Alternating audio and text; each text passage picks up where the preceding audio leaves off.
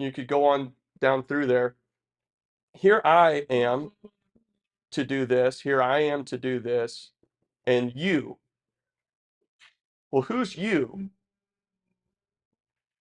Because I would try to pay attention. Okay, all right, I'm going to go into this song because I'm not picking the songs. Does Jesus Christ ever get mentioned by name? Or only God and Lord? Right? Because the Muslims would have no problem with God being spoken of. Right? Probably really no problem with Lord being spoken of, but they'd have a problem with Jesus Christ. So would this song offend a Muslim? Do they mention the cross or the blood? Because, I mean, what I want you to do, and I think what you ought to do, is you ought to start paying attention to things. Pay attention to your hymn book. Pay attention to the hymns that you're singing. How often is Jesus Christ either mentioned by name or his blood and the cross are mentioned specifically? Pay attention to those things because you'll find a stark difference. Anyway, it's not the same. It is a spirit, but it's not the same spirit that's in it. So anyway, Paul says about these belly worshipers that they're the enemies of the cross of Christ, whose God is their belly, who mind earthly things. You say, where is that? Philippians chapter 3. You can turn there real quick. Philippians chapter 3, verse 18 and 19. Now, there's a careful balance to walk here because then um, this is where some people they'll start there and say, okay, well, we don't want anybody that's going to serve their belly. And if their belly is their income, then a pastor shouldn't get any income at all. No, it's the motivation of what is motivating that pastor. Because, the same Paul will tell you that minister is worthy of double honor.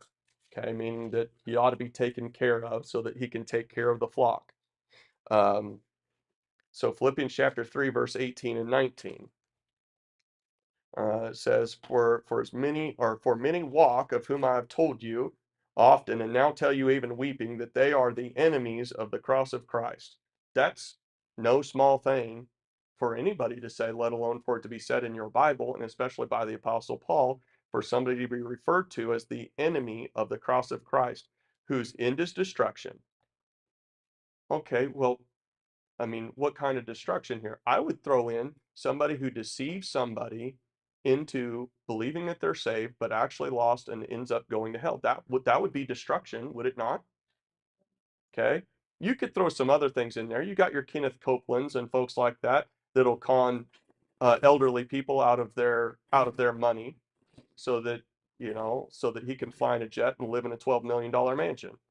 I don't know if you've ever watched that guy. That guy's a devil. I mean, just watch an interview with that guy. That guy is full of the devil. I mean, chock full of it.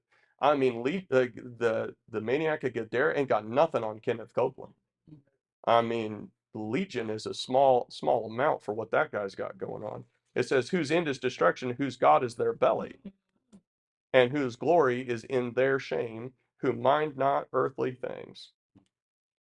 And so he tells you to whose God is their belly, and they're concerned with, they'll be concerned with helping oppressed minorities or redistributing wealth. Isn't that a common phrase? Or social justice or bread, not guns, making the world a better place to live in. Right? Isn't that a pretty common one? Where I'm just trying to make the world a better place to live in, a better place for you to live in. Their motive is self-support, self-inflation, self-esteem, self-promotion, self-advantage. I'll just tell you this, is that if you preach the word and you preach the whole gospel as it is, especially in today's age, you're not going to probably run a big congregation. And you're not going to make a lot of friends, and you're not going to influence a lot of people. You're going to, I mean, the folks that you have will be the salt of the earth folks that you can depend on. But it takes a long time to turn the average folk into that kind of person. And, you know, I would say that in what, 7 years, some of you have changed quite a bit. Yeah. Every time he loses a little bit of that on top. Oh man.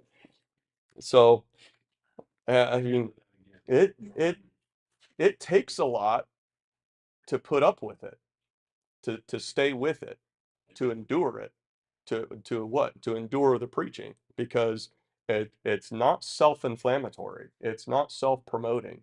It'll put you down, it'll tear you down, and it'll sift you. People don't know the definition of preach. Right. Brother James Lentz, he preached a message called oh, let's see. Uh, he relates. I'm trying to remember the passage over there, but he's preaching on the grinding wheel, the cumin, fitchum, and cumin, or the fitches and the yeah. Anyway, but basically, what ends up happening, those different seeds have to be broken down into finer and finer bits, and before it can be useful, it's got to be broken. Wheat has to be broken before it can become flour, before it can be useful. Yeah, yeah. But it's not a message for the weak of heart. I wouldn't give that. I wouldn't give that sermon to anybody who walked through the door. There's some people. Hey, can I listen to that Brother Lynch sermon? Hey, you can't. You can't take it. You can't handle it. You just stick with me. Stick with the light stuff. That's uh, that was funny to me is a few weeks ago, David was saying, boy, uh, Brother Wilcox, I mean, he's hard on us, but he ain't nothing like Brother Knowles was. And I don't know I think it was Kelly's like, man, Brother Wilcox is rough, but he ain't nothing like Brother Peacock. And then, and then while Barney was gone, everybody's like, man, Brother Wilcox was hard on us. I was like, I don't know what you want me to be. How hard do you want it? Am I going too hard or not hard enough? You're doing good. Okay. So anyway, yeah. But you underline the next if you underline the next phrase in verse 18, it says, "By good works and fair speeches deceive the hearts of the simple." And you've heard me preach a good little bit. I need to stop here. I'll stop here after this next point. But in the same way that you've heard me preach, I no longer, and I'm under the delusion that when I read through the book of Proverbs and you see the wicked matched up against the righteous, am I under the automatic assumption that I'm on the righteous category? That if you're willing to see yourself in either one of them, then you can kind of get some things fixed? In the same sense, you have in a lot of places in your Bible, you have the foolish and the wise, but you also have the simple and the wise. I'm not under the automatic assumption anymore that I'm wise and not simple.